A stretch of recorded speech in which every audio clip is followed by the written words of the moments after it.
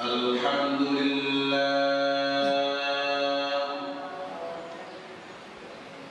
الحمد لله الذي جعل الشمس والقمر بحسبان والنجم والشجر يسجدان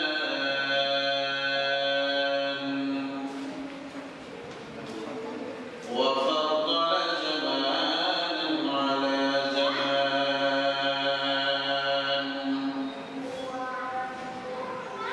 كما فضل مكانا على مكان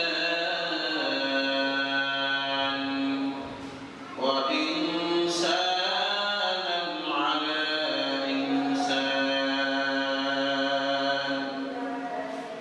ونشهد أن لا إله إلا الله وحده لا شريك له ونشهد أن سيدنا وسندنا وحبيبنا وحبيب ربنا وطبيبنا وطبيب قلوبنا ومولانا محمد أرسله الله تعالى بالحق بشيرا ونذيرا وداعيا إلى الله بإذنه وسراجا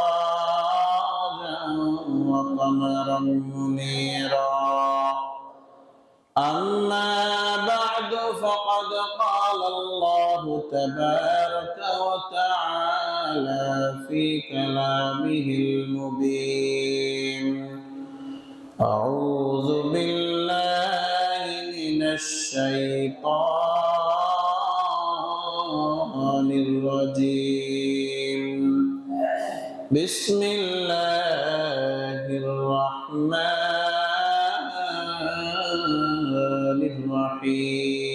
الرحيم يا أيها الذين آمنوا كتب عليكم الصيام كما كتب على الذين من قبلكم لعلكم تتقون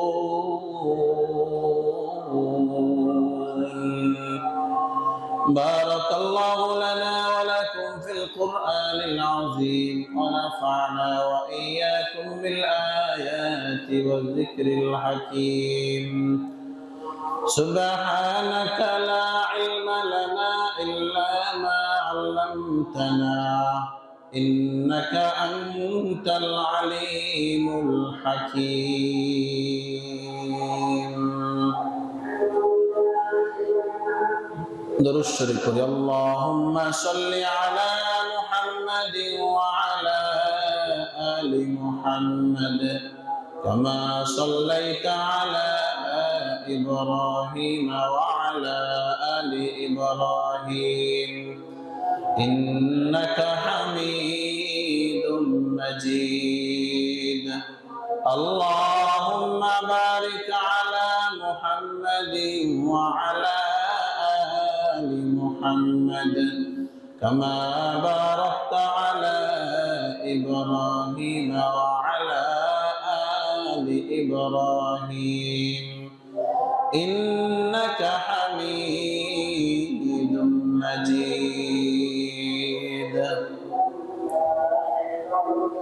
الله رب العالمين রশেষ মেহেরবানি ফজল করম যে আল্লাহ রব্বুল আলামিন আপনাকে আমাকে দীর্ঘ এক মাস সিয়াম সাধনার পরে পুরস্কারের দিনে আল্লাহ রব্বুল আলামিন আপনাকে আমাকে ঈদ উল ফিতরের নামাজ আদায়ের লক্ষ্যে আল্লাহর ঘরে আসার বসার তৌফিক দিয়েছেন। এজন্য আল্লাহ রাব্বুল আলামিনের দরবারে অন্তরে অন্তঃস্থল থেকে উচ্চ স্বরে ভক্তি ভরে সকলে একসঙ্গে সমস্বরে বলি আলহামদুলিল্লাহ। মুআজ্জাজ ও মুহতারাম সম্মানিত মুসল্লিয়ানে কিরাম, এখনো যারা বাসায় ঘোরাফেরা করতেছি, এখনো এদিক সেদিক ঘোরাফেরা করতেছি, সকলের প্রতি উদারত আহ্বান রাখবো যে সকলেই বাইতুস সুজুদ জামে মসজিদে অতি তাড়াতাড়ি চলে আসুন। যথাসময়ে সকাল 9টায় আমাদের নামাজ শুরু হয়ে যাবে ইনশাআল্লাহ। কিছু জরুরি কথাবার্তা বলা হবে, আমলের জন্য যাদের প্রয়োজন হয় তারা অতি তাড়াতাড়ি চলে আসে। মুআজ্জাজ হাজিরিন, আল্লাহ রাব্বুল আলামিন আপনাকে আমাকে তৌফিক দিয়েছেন, এই জন্য আমরা রমজান মাসে রোজা রাখতে পারছি। আল্লাহ রাব্বুল আলামিন কোরআন পাকের মধ্যে বলেন, ইয়া আইয়ুহাল্লাযীনা আমানু কুতিবা আলাইকুমুস সিয়ামু কামা কুতিবা আলাল্লাযীনা মিন ক্বাবলিকুম লাআল্লাকুম তাত্তাকুন। রমজান মাসের রোজা রাখলে ফায়দা কি? আল্লাহ নিজেই বলে দিবেন, তাত্তাকুন, তোমরা মুত্তাকি হতে পারবা। রমজান মাসের রোজা রাখছি, আল্লাহ রাব্বুল আলামিন যতটুকু টুটাফাটা যতটুকু ইবাদত করার তৌফিক দিয়েছেন অতটুকু আমরা করতে পেরেছি। এজন্য আল্লাহ রাব্বুল আলামিন, তাকওয়া মানে হলো আল্লাহর ভয়। তাকওয়া মানে আল্লাহর ভয়। আর ভয় দুই ধরনের হয় আপনারা জানেন। একটা হলো লাঠি আর ডান্ডার ভয়। এই ভয় যতক্ষণ থাকে ততক্ষণ মানুষ অপরাধ করে না। আরেকটা হলো মহব্বত আর ভালোবাসার ভয়। এই মহব্বত আর ভালোবাসার ভয় মানুষ অনেক কিছুই করে ফেলে। তো আল্লাহ রাব্বুল আলামিন আমাদেরকে যে বললেন যে তোমরা যদি রোজা রাখো তো তাকওয়া অর্জন হবে, ভয় অর্জন হবে। একটা তো আছে জাহান্নামের ভয়, গুনাহের শাস্তির ভয়। আরেকটা হলো আল্লাহ তাআলার মহব্বতের ভয়, যে আমি যদি অপরাধ করি আল্লাহ কি বেজার হয়ে যায় কিনা, আল্লাহ রাব্বুল আলামিন আমার উপর কি গোসা হয়ে যায় কিনা, আমি যদি এই কাজটা না করি তো আল্লাহ রাব্বুল আলামিন কি আমার উপর গোসা হয়ে যায় কিনা। এই ভালোবাসার ভয়, এই ভালোবাসার ভয়। আরেকটা হলো জাহান্নাম আর আযাবের ভয়। এই দুইটা ভয় অর্জন হয় রমজানের রোজা রাখার দ্বারা। আল্লাহ রাব্বুল আলামিন আমাদেরকে রোজা রাখার তৌফিক দিয়েছেন, আমরা রাখতে পেরেছি। তো আমাদের এই ভয়টা অবশ্যই অর্জন হয়েছে। এখন রমজান বিদায় নিয়ে চলে গেছে, এক মাস আমরা আল্লাহ তাআলার এই হুকুমটা পালন করলাম। আল্লাহ রাব্বুল আলামিন কি বদলা দেবে না? কি বলেন আপনারা? দেবে, অবশ্যই বদলা দেবে। আজকে হলো সেই বদলার দিন। আচ্ছা, কিসের দিন ভাই? বদলার দিন। আমরা জানি যে ঈদ উল ফিতর আর ঈদ উল আযহা মুসলমানদের দুইটা আনন্দের দিন। দুইটা আনন্দের দিন। সব ধর্মের লোকদের আনন্দের দিন আছে, মুসলমানদের আনন্দের দিন হলো দুইটা, ঈদ উল ফিতর আর একটা হলো ঈদ উল আযহা। মুসলমানদের আনন্দটা হলো ভিন্ন ধর্মিক। অন্যান্য ধর্মের লোকেরা আনন্দ উৎসব করে বিভিন্ন ভাবে, তাদের আনন্দের ধারাটা ভিন্ন রকম, মুসলমানের আনন্দের ধারাটা হবে ভিন্ন রকম। দেখেন, আপনারা একটু লক্ষ্য করেন, রমজানের পরে, সিয়াম সাধনার পরে আমাদের ঈদ উল ফিতর আসে। বলে এই ঈদ উল ফিতরের আনন্দ কি? দুইটা কাজ আজকে। একটা কাজ হলো 2 রাকাত ওয়াজিব নামাজ পড়া, আর একটা হলো সাদকাতুল ফিতর আদায় করা। সুবহানাল্লাহ। মুসলমানের প্রত্যেকটা খুশির মধ্যে ইবাদত নিহিত আছে। মুসলমানের কোন ইবাদত, কোন খুশি ইবাদত ছাড়া নয়। ঈদ উল ফিতরের খুশি যাকাতুল সদকার পরে 2 রাকাত নামাজের পরেই খুশি হয়। এরপরে 2.5 মাস পরে, 2 মাস 10 দিন পরেই যে আরেকটা আসবে ঈদ উল আযহা। ঈদ উল আযহায় দেখেন, এখানেও 2 রাকাত ওয়াজিব নামাজ, আর পরবর্তীতে কি? নাহার, কুরবানি করা। এখানেও মানুষের ত্যাগ করতে হয়। মুসলমানের কি করতে হয়? ত্যাগ। যত খুশি আর আনন্দ মুসলমানদের আছে সব জায়গায় ত্যাগের পরেই আসে। কিন্তু অন্যান্য ধর্মের খুশি আর আনন্দ, এটার মধ্যে কোনো ত্যাগ নাই। সব খুশির মধ্যে ভোগ আছে, ত্যাগ নেন। বিস্তারিত আলোচনা, এদিকে যাব না আমরা। অন্যান্য ধর্মের আনন্দের মধ্যে কি আছে? ভোগ আছে। কি আছে? ভোগ আছে। আর আমাদের আনন্দের মধ্যে কি আছে? ত্যাগ আছে। এই জন্য মুআজ্জাজ হাজির, আমরা 1 মাস ত্যাগ করেছি, এরপরে সাদকাতুল ফিতর আদায় করে এরপরে পুরস্কার নেওয়ার জন্য আমরা আসছি। আজকে আমরা পুরস্কার নিয়েই যাব। রাজি আছেন ইনশাআল্লাহ? হ্যাঁ, এখান থেকে মাসুম হয়ে, গুনাহ মুক্ত হয়ে এরপরে বাড়িতে ফেরার আশা আছে। আল্লাহ রাব্বুল আলামিন আমাদেরকে কবুল করেন, আমিন বলেন। মুআজ্জাজ হাজির, রাসূল আকরাম সাল্লাল্লাহু আলাইহি ওয়াসাল্লাম যখন মদিনায় হিজরত করে গেলেন, মদিনায় যাওয়ার পরে দেখেন যে মদিনাবাসীরা 2 দিনে আনন্দ উৎসব করে, খেলাধুলা করে। রাসূল আকরাম সাল্লাল্লাহু আলাইহি ওয়াসাল্লাম তাদেরকে জিজ্ঞাসা করলেন, ও মদিনাবাসী, এই 2 দিনে আনন্দ করো কেন? তারা বলেন, ইয়া রাসূলুল্লাহ, আমরা জাহেলিয়াতের যুগে, মূর্খতার জামানায় এই 2 দিনে আনন্দ উৎসব করতাম, খেলাধুলা করতাম, গান বাজনা করতাম। এই জিনিসটা আমাদের এখনো মনে আছে। এই অভ্যাসেই মুসলমান হওয়ার পরে এখনো আমরা এই দিনেই আনন্দ উৎসব করে থাকি। তো রাসূল আকরাম সাল্লাল্লাহু আলাইহি ওয়াসাল্লাম বলেন যে না, এই 2 দিনে আনন্দ করা যাবে না। মুসলমানদের আনন্দ আসবে তো হলো বাকি আরো 2 দিন আছে, আল্লাহ রাব্বুল আলামিন আনন্দ উৎসবের জন্য দিয়ে দিয়েছেন। সেটা হলো কি? ঈদুল ফিতর আর ঈদুল আযহা।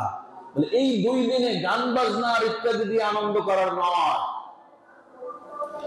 আমরা তো অনেক সময়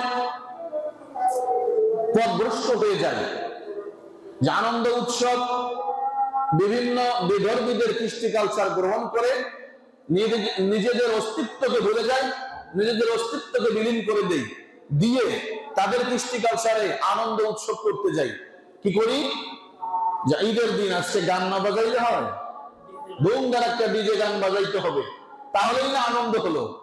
আজকে ঈদের দিন, আজকে যদি বেপরদায় একটু রাস্তায় না ঘোরাফেরা করি, তাহলে ঈদ হলো কোথায়? আমার বোন, আমার মা, আমার মেয়ে, তাদেরকে যে আমি নতুন পোশাক কিনে দিছি, এটা যদি বাইরে ঘুরে অন্য ছেলেদেরকে না দেখাই, তাহলে ঈদের আনন্দ হলো কোথায়? নতুন পোশাক করেছি, এত কসমেটিক কিনেছি, আর কি বলে মেকআপ, হ্যাঁ মেকআপ, এত মেকআপ যে করলাম, বলে এই মেকআপ দেখাবো কাকে? স্বামী তো আমার দেখে না, বা আমার ভাইকে দেখাবো, আমার বাবাকে দেখাবো, এটা তাদের ছাদ মেটে না। এটা দেখানোর জন্য বিধর্মীদের ন্যায় তারাও রাস্তায় বের হয়ে যায়, যাতে করে যুবক নামের সেই গন্ডেমরুল আর সেই মাসিগুলো তাদের উপর পড়তে পারে। আসলে এর নাম তো আনন্দ নয়। মুসলমানের আনন্দ গুনাহের মধ্যে নয়। আমি এক কথা আগেই বলেছি, মুসলমানের আনন্দ হলো নেক কাজের মধ্যে প্রতিযোগিতা করার মধ্যে, আর মুসলমানের আনন্দ এখানেই নিহিত। এবং গান বাজনা আর বেপরদায়ী গুনাহের কাজে মুসলমানদের আনন্দ নয়। মুআজ্জাজ হাজির, আমি আপনি যাদের টাকা পয়সা নাই, একবারে আমার মতো, আমরা হুজুরদের মতো গরিব যারা আছি, তারাও যদি মার্কেট না করে থাকি, কমপক্ষে 2-4 হাজার 5,000 টাকার মার্কেট তো হয়ে গেছে। কি বলেন, কথা ঠিক আছে নাকি?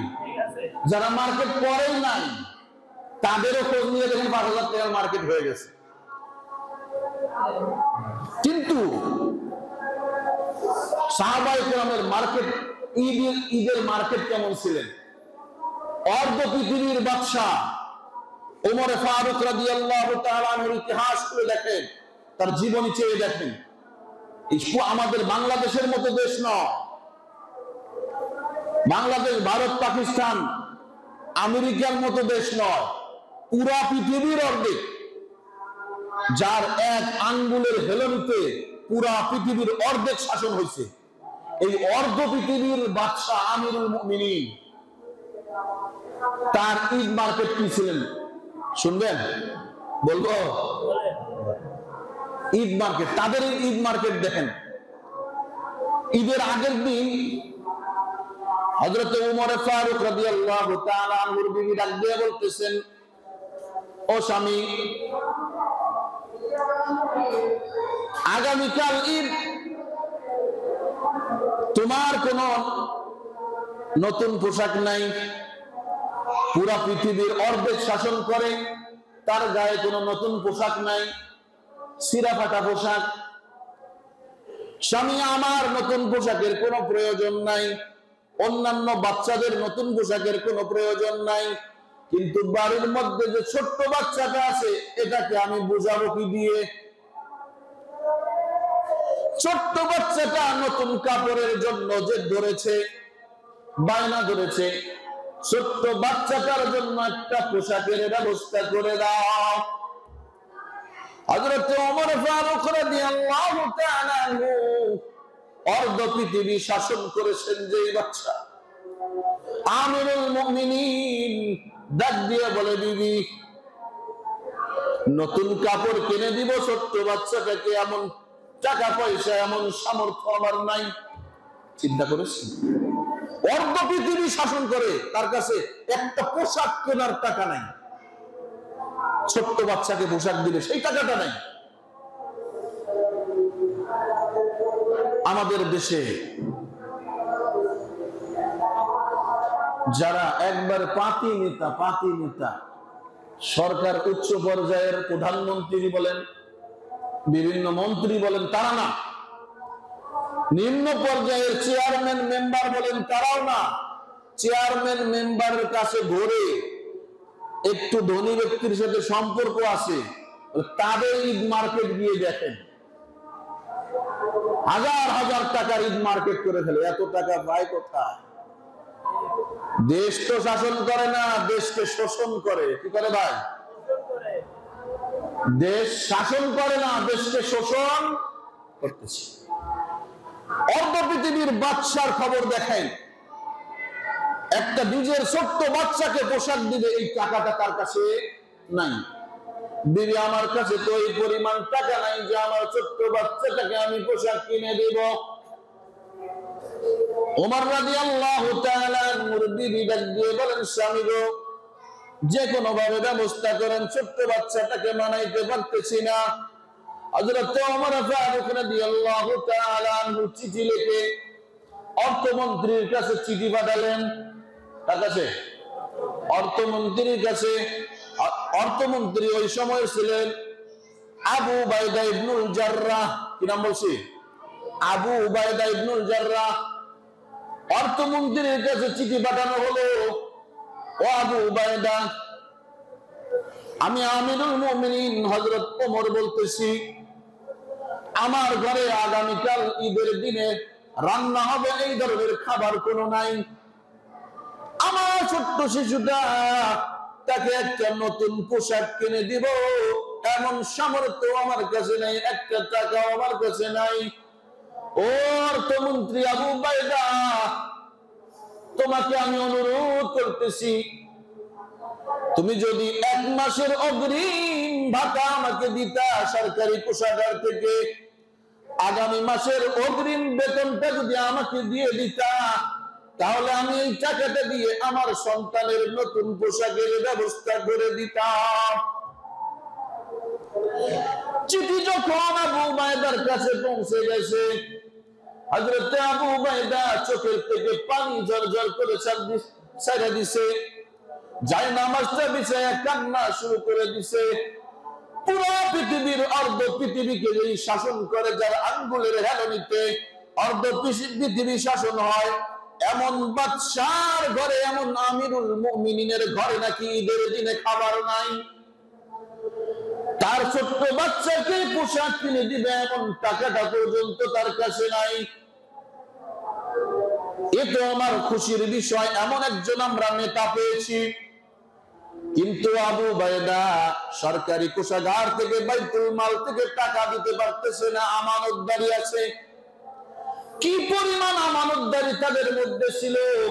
চিঠির উল্টা পিঠে লিখে দিছে, ও আমিরুল মুমিনিন, আপনার ঘরে খাবার নাই, আপনার বাচ্চাকে পোশাক দিতে পারতেছেন না, আমার খুবই দুঃখ লাগছে, অনেক কষ্ট পাইছি। আপনি তো আমিরুল মুমিনিন, প্রধানমন্ত্রী, আপনি যদি চাইতেন পুরা সরকারি পোশাক আপনাকে আমি দিয়ে দেব, দিতে বাধ্য।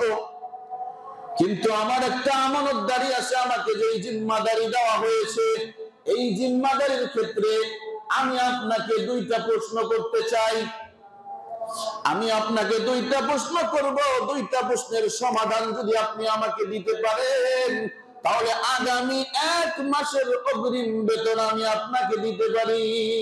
সুবহানাল্লাহ বলেন। 1 নাম্বার, আপনি যে বললেন আগামী 1 মাসের অগ্রিম বেতন আমাকে দিতে হবে, ও আমিরুল মুমিনিন, আগামী 1 মাস আপনি জীবিত থাকবেন কিনা গ্যারান্টি আমাকে দেন।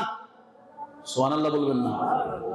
2 নম্বর প্রশ্ন আপনার কাছে আমার, আপনি যদি জীবিত থাকেন, হায়াত যদি আপনার আল্লাহ তাআলা দিয়েও দেয়, আগামী 1 মাস পর্যন্ত আপনার এই খেলাফত থাকবে, জনগণ আপনাকে এই খলিফার আসনে নিযুক্ত রাখবে, এর কোনো গ্যারান্টি আছে কিনা?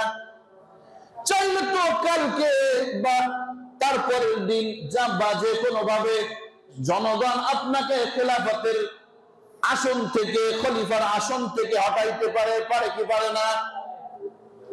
চিঠি লিখে যখন হযরত ওমরের কাছে পাঠিয়ে দিয়েছে, হযরত ওমর চিঠিটা পাওয়ার পরে অজর নয়নে কান্না শুরু করে দিয়েছেন এবং খুশি হয়েছেন, আল্লাহ তাআলার শুকরিয়া আদায় করেন। আলহামদুলিল্লাহ, আলহামদুলিল্লাহ। শুকরিয়া কেন আদায় করলো? মুহাদ্দিসিন কেরাম লিখছেন, ওমর মনে মনে চিন্তা করতেছে, আল্লাহ, আমার খেলাফত আমলে আমি খলিফা থাকা অবস্থায় এমন একজন অর্থমন্ত্রীর ব্যবস্থা আমি করতে পেরেছি, যোগ্য একজন মানুষের কাছে এই মন্ত্রিত্ব আমি দিতে পেরেছি, এই জন্য আমি তোমার কৃতজ্ঞতা পালন করতেছি। আর আমার আপনার ঈদ মার্কেট হাজার হাজার টাকা না হলে হয় না। পাশে একজন গরিব মানুষ আছে, তার খোঁজ খবর নেওয়ার সময় আমার নাই। আমার নিজের বাচ্চাদেরকে 5টা 10টা করে দিতে হবে পোশাক, আমার নিজের নাতিকে দিতে হবে, আমার মেয়েকে দিতে হবে, আমার ছেলেকে দিতে হবে, আমার এরপরে ভাতিজাকে দিতে হবে, সবার জন্য মার্কেট করি। কিন্তু পাশে একজন ইতিম অনাথ বাচ্চা পড়ে থাকে, তার খবর নেওয়ার সময় আমাদের কাকে রাখা, বলেন ঠিক কিনা? মুআজ্জাজ হাজিরিন, রমজান আমাদেরকে শিক্ষা দিয়েছে, রমজান আমাদেরকে শিক্ষা দিয়েছে তাকওয়া অর্জনের। যেই নিয়ামত মানুষের কাছে আসে, যেমন নিয়ামত আসে, তার শুকরিয়াটাও তেমন হতে হয়। কথা বলেন ঠিক কিনা? আমাদের কাছে যে রকমের নিয়ামত আসবে, এই নিয়ামতের শুকরিয়া ওই রকম ভাবে আদায় করতে হবে। আমি সংক্ষেপে কয়েকটা আমলের কথা শুধু বলে দেবো, সময় খুব কম। দীর্ঘ 1 মাস রোজা রাখছি, রোজা রাখা আপনারা খুশি না বেজার? যারা রমজান মাসে ইবাদত করতে পারছে, টুটাফাটা যতটুকুই করছি, যারা ইবাদত করতে পারছি, তাদের তো আজকে খুশির দিন, নাকি বলেন? আওয়াজ তো বোঝা যাচ্ছে না। খুশি, তাদের আজকে খুশির দিন। এই খুশিটা প্রকাশ করবো কেমনে? এই শুকরিয়া আদায় করবো। আমার নামাজ কবুল হয়েছে, এর জন্য শুকরিয়া স্বরূপ আরো 2 রাকাত নামাজ পড়তে হয়, এটাই শুকরিয়া। আমার খাবারটা ভালো লাগছে, আর একটু খাই, খাই কি খাই না? আমি মেহমান হয়ে গেছি আপনার বাসায়, যাওয়ার পরে আপনি বিভিন্ন আইটেম আমাকে খাইতে দিচ্ছেন, এর মধ্য থেকে আমি একটা বলছি যে এই যে ভর্তাটা আমাকে দিচ্ছেন না, খুবই সুস্বাদু, খুবই মজা হয়েছে।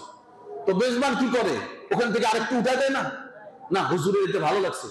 আগামীতে যদি কোনোদিন আবার দাওয়াত দেয়, দেখবেন যে হুজুরের জন্য ওই পদটা, ওই আইটেমটা তৈরি করে রাখে। কেন? যে হুজুরের এটা পছন্দ, ভালো লাগে। তো 2 রাকাত নামাজ পড়ছি, মজা লাগছে, তো আরো 2 রাকাত পড়ুক।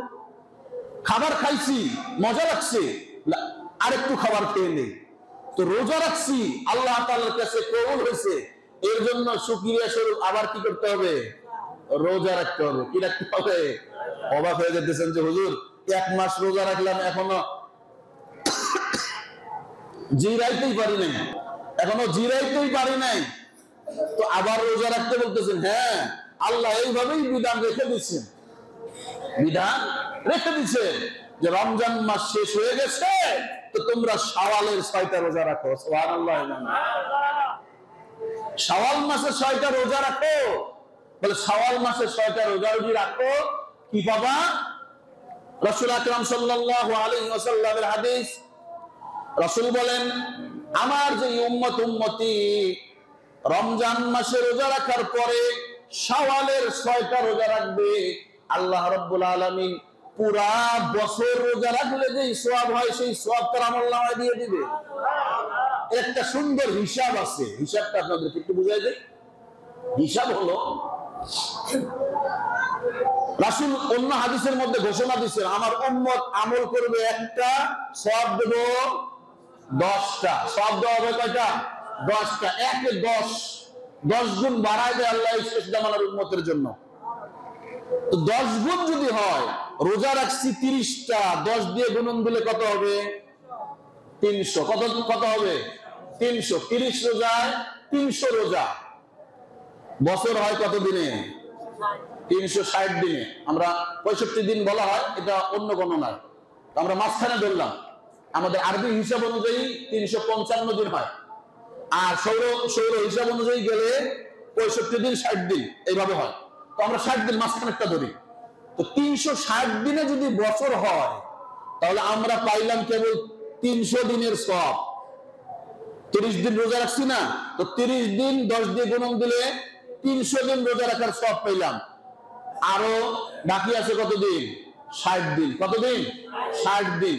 আল্লাহ রাব্বুল আলামিন বিধান দেখেন রেখে দিয়েছেন। রাসূল আকরাম সাল্লাল্লাহু আলাইহি ওয়াসাল্লাম বলেন যে শাওয়াল মাসে 6টা রোজা রাখবা, তো 6 10 60, কত হলো?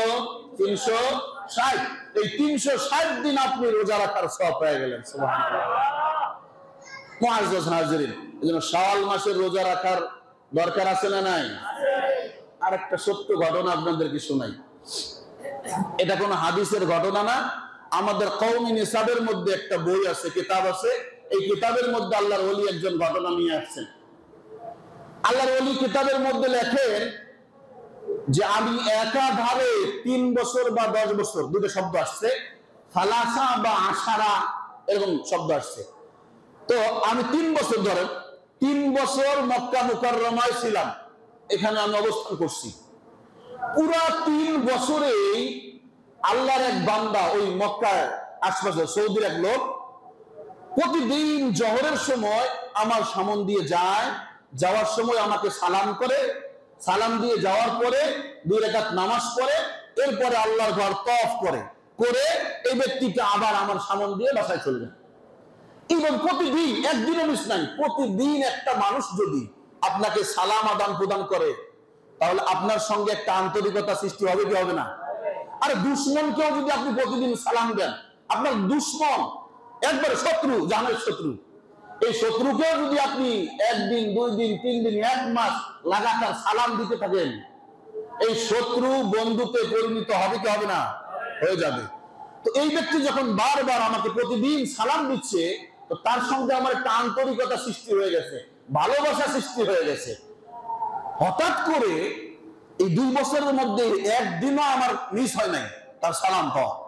হঠাৎ করে একদিন দেখি সে নাই, আসে না। তো এই ব্যক্তি যখন আসে না, আমি একটা কৌতূহলের মধ্যে পড়ে গেছি, হয়তো বা কোনো আত্মীয় স্বজনের বাড়িতে গেছে। তারপরের দিনও নাই, 1 সপ্তাহ নাই, পরের সপ্তাহ নাই, পরের সপ্তাহ নাই। হঠাৎ করে এক ব্যক্তি এসে আমাকে বলতেছে যে অমুক এক ব্যক্তি যে প্রতিদিন জোহরের সময় আপনাকে সালাম দিয়ে যাইতো, তোমার দোস্ত, এই দোস্তর খবর নিছো তুমি? না, খবর তো আমি তার ঠিকানা জানি না, কেমনে খবর নেব? বলে তোমার ওই দোস্ত মৃত্যু সজ্জায়, অসুস্থ অবস্থায় মৃত্যুর সঙ্গে পাঞ্জা লড়তেছে, জান যায় যায় ভাব। বলে তোমার এই দোস্ত তোমার সঙ্গে সাক্ষাৎ করতে চাইছে। বলে আমি তো তার ঠিকানা জানি না, কেমনে যাব? বলে আমি তোমাকে নিয়ে যাচ্ছি, চলো। ওই ব্যক্তির সাথে তার ওই বন্ধুর সঙ্গে দেখা করার জন্য চলে গেছে। যাওয়ার পরে দেখে অসুস্থ অবস্থায়, মুমূর্ষ অবস্থায় পড়ে আছে। কিন্তু আশ্চর্যের বিষয় হলো তার ছেলে মেয়ে, স্ত্রী পরিবার, ভাই বোন, মা বাবা কেউ নাই। একা এক ঘরের মধ্যে পড়ে আছে। তো যাওয়ার পরে জিজ্ঞেস করছে যে আপনি এইভাবে একা পড়ে আছেন? বলে আমার কেউ নাই, তো আমার সময় খুবই কম, আমার মনে হচ্ছে আমি আর বেশিক্ষণ সময় হায়াত পাবো না, তো আমি যদি তোমাকে কয়েকটা নসিহত করি তাহলে কি এই নসিহত গুলো তুমি পালন করবা? বলে হ্যাঁ অবশ্যই পালন করব। বলে আমার কয়েকটা ওসিয়ত শোনো। 1 নম্বর, আমি যদি এখন মারা যাই, আমি মারা যাওয়ার পরে আমার গোসলটা কাউকে করাইতে দিবে না, তুমি করাবা। 2 নম্বর, আমার কাফন তুমি করাবা। 3 নম্বর, আমাকে কবরে তুমি রাখবা, কাউকে নামাইতে দিবা না। আরেকটা ওসিয়ত আমি করতেছি, কবর দিতে যদি রাত হয়ে যায়, যে রাত্রে আমাকে কবর দিবা, বলে এই রাতটা কবরের মধ্যে আমাকে একা রেখে, সবাই তো চলে যাবে বন্ধু, আমি তোমাকে বলতেছি তুমি আমাকে একা রেখে চলে যাইও না, এই রাতটা আমার এই কবরের পাশে বসে আমার একটু সওয়াল জবাবে সহযোগিতা করো।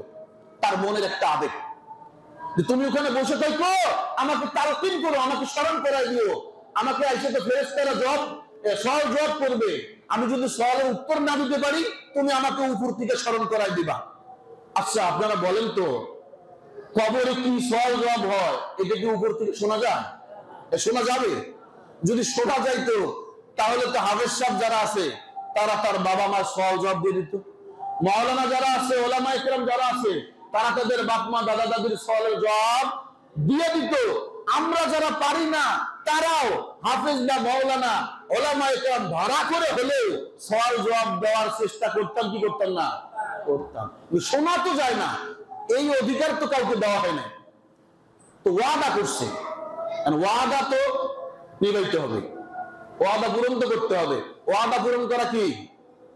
ওয়াদা পূরণ করা কি ওয়াজিব, ওয়াদা পূরণ করা কি ওয়াজিব, ওয়াদা পূরণ করতেই হবে। এখন আল্লাহর কি কাজ, ওই দিনেই ওই ব্যক্তিটা মারা গেছে, মারা যাওয়ার পরে তার ওয়াদা অনুযায়ী কাফন দাফন ওই ব্যক্তি করছে, এমনকি তাকে দাফন করতে করতে রাত হয়ে গেছে। কি হয়ে গেছে? রাত হয়ে গেছে। এখন ওয়াদা অনুযায়ী কি করতে হবে? তাকে ওখানে কবরের পাশে বসে পাহারা দিতে হবে। আল্লাহর ওলি ওখানে বসে আছেন, উনি লেখেন রাত্রি যখন গভীর হয়ে গেল, সবাই কবর দিয়ে চলে গেছে, আমি কবরের পাশে বসে আছি। কিছুক্ষণ পরে 1-2 ঘন্টা যাওয়ার পরে মানুষের তন্দ্রা আসে কি আসে না? এক জায়গায় যদি বসে থাকেন ঘুমের ভাব অবশ্যই আসবে। তো আল্লাহর ওলির যখন ঘুমের ভাব চলে আসছে, হঠাৎ করে একটা বিকট আওয়াজ, এ আল্লাহর ওলি, এ আল্লাহর গোলাম, তোমার এখানে আর থাকা লাগবে না, যাও তোমার ইবাদতখানায় তুমি চলে যাও, তোমার এখানে থাকা লাগবে না, তোমার ইবাদতখানায় তুমি চলে যাও। বলে এর তালকিন করার জন্য, এর সওয়াল জবাব দেওয়ার জন্য আমরা আছি। সুবহানাল্লাহ বলবেন না? তো আল্লাহর ওলির ঘুম ভেঙে গেছে। ঘুম ভাঙার পরে চারদিকে তাকায় দেখে কেউ নাই। উনি ভাবতেছে হয়তো বা শয়তান আমাকে কিছু ধোঁকা দিতেছে, যে আমি যে তার সঙ্গে ওয়াদা করেছি এই ওয়াদা খেলাফ যাতে হয়ে যায় এইভাবে আমাকে আওয়াজ দিতেছে, আমি যেন বাড়িতে চলে যাই। তো শয়তান মনে হয় ধোঁকা দিতেছে, তুমি আবার একটু জেগেছে, বলে 1-2 ঘন্টা পরে আবার যেমনই আসছে একই আওয়াজ। 2-3 বার যখন আওয়াজ আসছে তখন আল্লাহর ওলি জিজ্ঞাসা করছে, আচ্ছা তোমরা তো আওয়াজ দিতেছো, কারা তোমরা? তোমাদেরকে তো আমি দেখি না।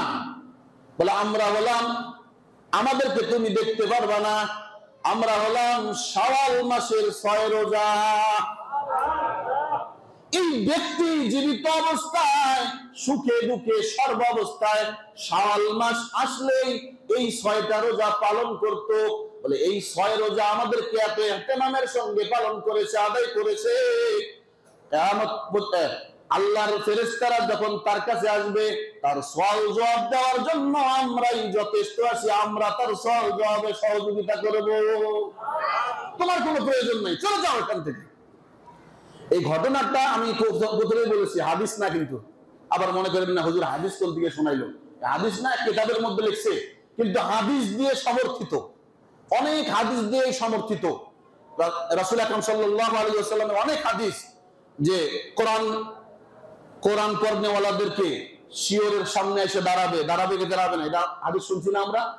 অনেক ইবাদত সামনে থাকবে, পিছনে থাকবে, ডানে থাকবে, বামে থাকবে, এই ধরনের হাদিস শুনছি কি শুনছি না?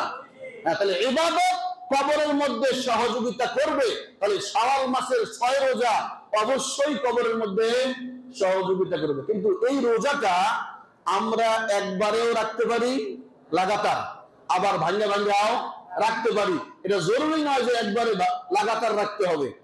লাগাতার যদি আপনারা রাখেন, দাওয়াত খাবেন কখন? হ্যাঁ, ঈদের দাওয়াত খাইতে হবে না? শ্বশুর বাড়ি আছে, কারোবা নানার বাড়ি আছে, কারোবা বিভিন্ন মেয়ের বাড়ি আছে, জামাইয়ের বাড়ি আছে, আছে না নাই? হ্যাঁ, এগুলোতে আপনাদের দাওয়াত খাইতে হবে।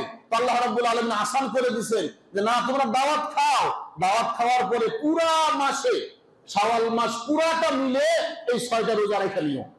বলে এই 6 রোজা যদি রাখো, তাহলে পুরা বছর রোজা রাখলে যে সওয়াব হবে, সেই সওয়াব তোমার আমলনামায় দেওয়া হবে। এই 6 রোজা রাখার চেষ্টা করবো তো ইনশাআল্লাহ। আল্লাহ তাআলা যদি আমাদেরকে তৌফিক দেয়, 1 মাস রাখছি, 6টা রাখতে কোনো ব্যাপার? 6টা রাখতে কোনো ব্যাপার না। হ্যাঁ, এখানে একটা মাসআলা আছে। আমাদের মা বোনদের অনেকের কাজা রোজা থাকে। কাজা রোজা থাকে কি থাকে না? কাজা রোজা থাকে। আমাদেরও অনেকের অসুস্থতার কারণে বা বিভিন্ন কারণে রোজা কাজা হয়ে যায়, বলে কাজা রোজা থাকে। এই কাজা রোজাগুলো আগে আদায় করব। কাজা রোজা আগে আদায় করে নিব, এরপরে নফল রোজা আদায় করব। এখানে আরেকটা সুযোগ মুফতিয়ানে ইকরাম আপনাদেরকে দিয়ে দিচ্ছেন যে এই নফল 6 রোজার সঙ্গে যদি আপনি কাজা রোজার নিয়ত করে ফেলেন, কাজা তো আদায় হবেই, আল্লাহ চাহে তো এই 6 রোজার সওয়াবও পেয়ে যাব। তাহলে 1 ঢেলে 2 পাখি, 1 ঢেলে 2 পাখি। শাওয়ালের রোজারও সওয়াব পাইলাম, আর কাজা রোজাও আদায় হয়ে গেল। এজন্য আমরা এটা আদায় করার চেষ্টা করব তো ইনশাআল্লাহ। মুআজ্জাজ হাজিরিন, আজকে